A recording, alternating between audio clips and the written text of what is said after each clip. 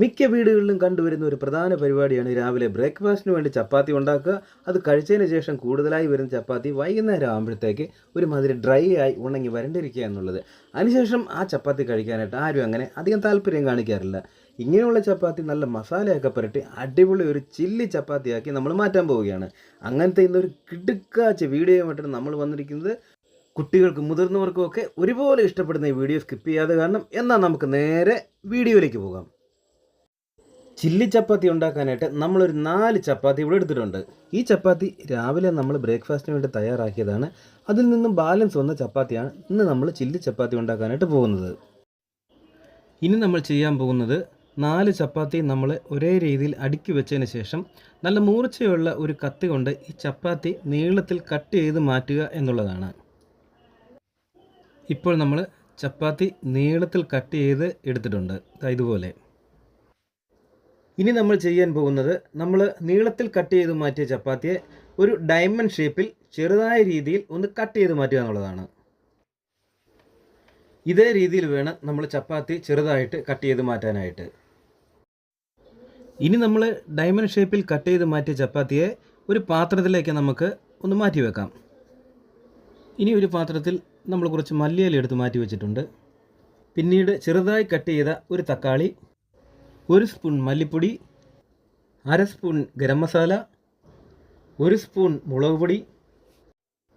ഇനി നമ്മൾ ചില്ലി ചപ്പാത്തിക്ക് വേണ്ടിയിട്ട് നമ്മൾ ടൊമാറ്റോ സോസ് എടുത്തിട്ടുണ്ട്. ഒരു 2 സ്പൂൺ ടൊമാറ്റോ സോസ്, നമ്മൾ വീട്ടിലുണ്ടാക്കിയ ടൊമാറ്റോ സോസാണ് എടുത്തിരിക്കുന്നത്. അടുത്തതായിട്ട് നമ്മൾ ഒരു 4 പച്ചമുളക് വട്ടത്തിൽ കട്ട് ചെയ്ത് മാറ്റി വെച്ചിട്ടുണ്ട്. പിന്നീട് നമ്മൾ 1 സ്പൂൺ വെളുത്തുള്ളി ചതച്ച് മാറ്റി വെച്ചിട്ടുണ്ട്. അതിൻ്റെ കൂട്ടത്തിൽ തന്നെ 1 സ്പൂൺ ഇഞ്ചി ചതച്ചതും മാറ്റി വെച്ചിട്ടുണ്ട്. ഇനി നമ്മുടെ ചില്ലി ചപ്പാത്തിക്ക് നല്ല രുചിയും മണവും ഒക്കെ കിട്ടാനായിട്ട് ഒരു 3 തണ്ട് കറിവേപ്പില മാറ്റി വെച്ചിട്ടുണ്ട്. ചെറുതായിട്ട് കട്ട് ചെയ്ത 2 സവാള, പിന്നെ പാകത്തിനുള്ള ഉപ്പ്.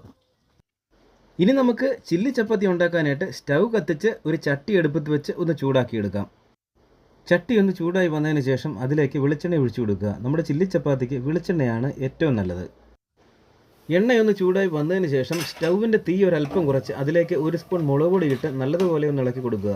മുളക് പൊടി ഇളക്കിക്കൊണ്ടിരുന്നില്ലെങ്കിൽ അടുക്കി പിടിച്ചു പോകാൻ സാധ്യതയുണ്ട്. മുളക് പൊടിയുടെ പച്ചമണം ഒന്ന് മാറി വരുമ്പോൾ നമ്മൾ നേരത്തെ കട്ട് ചെയ്ത് വെച്ചിരുന്ന ചപ്പാത്തി അതിലേക്കിട്ട് നല്ലതുപോലെ ഒന്ന് ഇളക്കി ചെറിയ രീതിയിൽ ഒന്ന് ഫ്രൈ ആക്കി എടുക്കുക.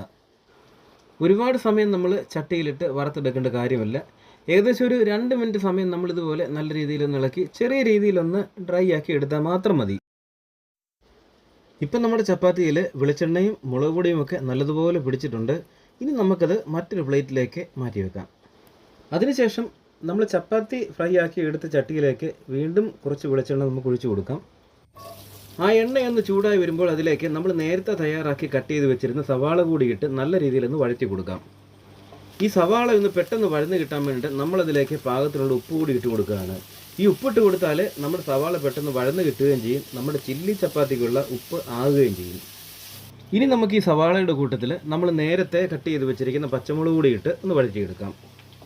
ഇനി ഇതിൻ്റെ കൂട്ടത്തിൽ തന്നെ നമ്മൾ എടുത്ത് വെച്ചിരിക്കുന്ന കറിവേപ്പിലയോട് ഇട്ട് നല്ലപോലെ ഒന്ന് ഇളക്കി കൊടുക്കാം. ഇനി നമ്മളിതിലേക്ക് ചേർക്കാൻ പോകുന്ന തക്കാളിയാണ്. നമ്മൾ നല്ലതുപോലെ പഴുത്ത ഒരു ചെറിയ തക്കാളി ചെറിയ രീതിയിൽ കട്ട് ചെയ്ത് വെച്ചിട്ടുണ്ടായിരുന്നു, അതുകൂടി ഇട്ട് ഇളക്കി കൊടുക്കാം. അടുത്തായിട്ട് നമ്മൾ 1 സ്പൂൺ ഇഞ്ചി ചതച്ച് മാറ്റി വെച്ചിട്ടുണ്ടായിരുന്നു, ആ ഇഞ്ചി കൂടി അതിലേക്ക് ഇട്ട് ഇളക്കി കൊടുക്കാം. ഇഞ്ചിയുടെ കൂട്ടത്തിൽ തന്നെ നമ്മൾ 1 സ്പൂൺ വെളുത്തുള്ളി മാറ്റി വെച്ചിട്ടുണ്ടായിരുന്നു ചതച്ചത്, ആ വെളുത്തുള്ളി കൂടി നമുക്ക് ഇതിലേക്കിട്ട് നല്ലതുപോലെ ഇളക്കി കൊടുക്കാം.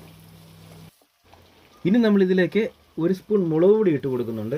ഒരു ചെറിയ സ്പൂൺ മുളക് പൊടിയാണ് എടുത്തിട്ടുള്ളത്, അതങ്ങോട്ട് ഇട്ട് കൊടുക്കാം. എരിവുള്ള മുളക് പൊടിയാണ്, ചില്ലി ചപ്പാത്തിക്ക് അല്പം എരിവ് ആവശ്യമാണ്.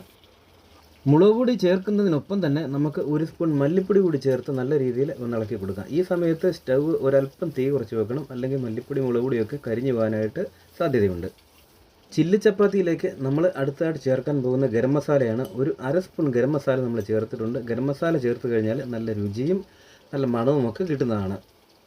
ഇനി ഈ മസാലയുടെ കൂടെ നമ്മൾ ചേർക്കാൻ പോകുന്നത് ടൊമാറ്റോ സോസാണ്. ടൊമാറ്റോ സോസ് ചേർത്തെങ്കിൽ മാത്രമേ നമ്മുടെ ചില്ലി ചപ്പാത്തിക്ക് ഒരു പ്രത്യേക രുചി കിട്ടത്തുള്ളൂ. ഈ മസാലകളെല്ലാം നല്ലതുപോലെ ഒന്ന് വഴന്നു വന്നതിന് ശേഷം നമ്മൾ നേരത്തെ വെളിച്ചെണ്ണയിൽ മുളക് പൊടി ചേർത്ത് ഒന്ന് ഫ്രൈ ആക്കി വെച്ചിരിക്കുന്ന ചപ്പാത്തി ഉണ്ടല്ലോ, ആ ചപ്പാത്തി കൂടി ഇതിലേക്കിട്ട് നല്ലപോലെ ഈ മസാലയൊക്കെ ഇതിലൊന്ന് പിടിപ്പിച്ചെടുക്കാം. മസാലയൊക്കെ നല്ലതുപോലെ നമ്മുടെ ചപ്പാത്തിയിൽ പിടിക്കത്തക്ക പോലെ ഇളക്കിയതിന് ശേഷം അതിലേക്ക് പിന്നീട് നമ്മൾ ചെയ്യാൻ പോകുന്നത് നമ്മൾ നേരത്തെ റെഡിയാക്കി വെച്ചിരിക്കുന്ന മല്ലിയില കൂടി ഇടുകയാണ്. ഈ മല്ലിയില കൂടി ഇട്ട് ഒന്ന് ഇളക്കി കഴിയുമ്പോഴത്തേക്ക് നമ്മുടെ ചില്ലി ചപ്പാത്തി റെഡി ആയിട്ടുണ്ട്.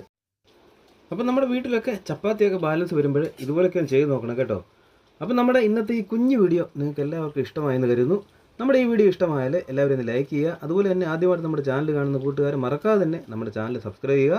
അടുത്ത വീഡിയോയിൽ കാണുമ്പോൾ തൽക്കാലത്തേക്ക് ബൈ ബൈ.